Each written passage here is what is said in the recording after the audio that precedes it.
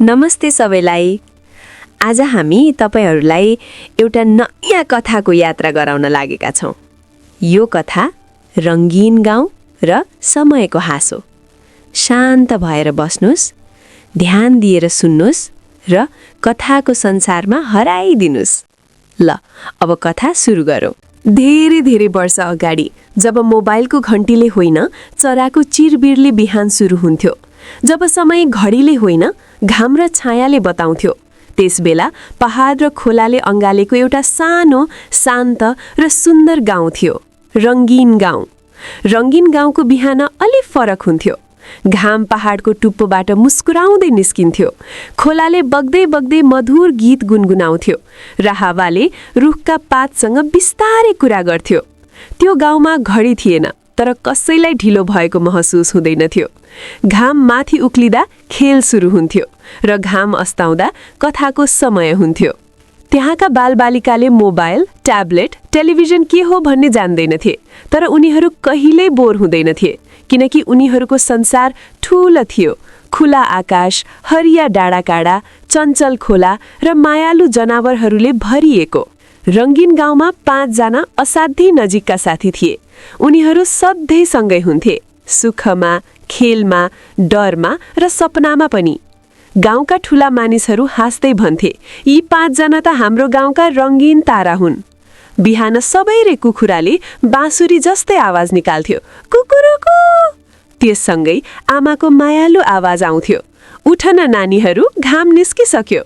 आमा बुबाको सानो सहयोग गरेपछि, दाउरा मिलाएपछि, गाईलाई घाँस हालेपछि सबैजना एकै स्वरमा चिच्याउँथे, अब खेल्ने समय। त्यो गाउँमा खेलौना पसल थिएन, तर बालबालिकालाई त्यसको कुनै कमी महसुस हुँदैनथ्यो। रुख चढ्नु नै साहसिक खेल थियो। ढुङ्गाले राजारानी बनाउनु नै कल्पनाको राज्य थियो। पुरानो कपडाबाट बनेको पतङ्ग आकाशमा उड्दा बालबालिकाको मन पनि त्यससँगै उड्थ्यो। माटोको घर बनाउँदा उनीहरू आफ्नो भविष्यको सपना बनाइरहेका हुन्थे। कहिले उनीहरू बाख्रासँग दौडिन्थे, कहिले कुकुरसँग लुकामारी खेल्थे, कहिले चरासँग कुरा गर्छु जस्तो गरेर आकाशतिर हेर्थे। एक दिन सबै साथीहरूले आँखा बन्द गरे। उनीहरूको कल्पनामा पखेटा उम्रियो। उनीहरू चरासँगै आकाशमा उडे, डाँडा नाघे, बादल छोए र हाँस्दै हाँस्दै पृथ्वीलाई सानो बनाइदिए। विद्यालय टाढा थियो, तर बाटो कहिल्यै लामो लाग्दैनथ्यो, किनकि बाटोमा कथा हुन्थे, रुखले छाया दिन्थे, खोलाले बाटो देखाउँथ्यो। बाटोमा हिँड्दा बालबालिकाले रुखसँग कुरा गर्थे, आज हामीलाई नढलाइदिनु है, र खोला बग्दै भन्थ्यो जस्तो लाग्थ्यो, डर नमान, म तिमीहरूसँगै छु। एक दिन आकाश एकाएक गम्भीर भयो, बादल गडगडाए, पानी मुसलधारे झर्यो र खोला अलि रिसाए जस्तो देखियो। त्यही दिन खेल्दै गर्दा पुतली चिप्लेर लडिन्, घुँडा गुख्यो, आँखा रसाए। उसले पहिलो पटक डर महसुस गरिन्, तर डर धेरै बेर टिकेन। सबै साथीहरू दौडिए, कसैले हात समायो, कसैले आँसु पुछ्यो, कुकुरले उसको खुट्टा चाट्यो। लुकुले बिस्तारी भन्यो, हामी सँगै छौँ है, डर नमान्नु पर्दैन। त्यो सानो वाक्यले सबैभन्दा ठूलो साहस दियो। साँझ पर्यो, बिजुली थिएन, तर अँध्यारो पनि थिएन।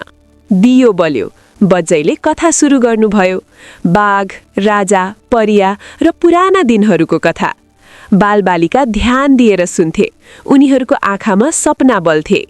समय बग्यो, संसार बदलियो, प्रविधि आयो, सडक आयो, स्क्रिन आयो, तर रङ्गीन गाउँ हराएन, किनकि त्यो गाउँ बाल्यकालको हाँसोमा बाँचेको छ।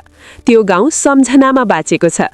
त्यो गाउँ आज पनि हाम्रो मनको कुनामा उस्तै रङ्गीन छ। नानीहरू, तपाईहरूलाई यो कथा मन पर्यो? मन पर्यो भने लाइक गर्नुहोस्, साथीसँग सेयर गर्नुहोस् र नयाँ नयाँ कथाका लागि हाम्रो च्यानल सब्स्क्राइब गर्नुहोस् है।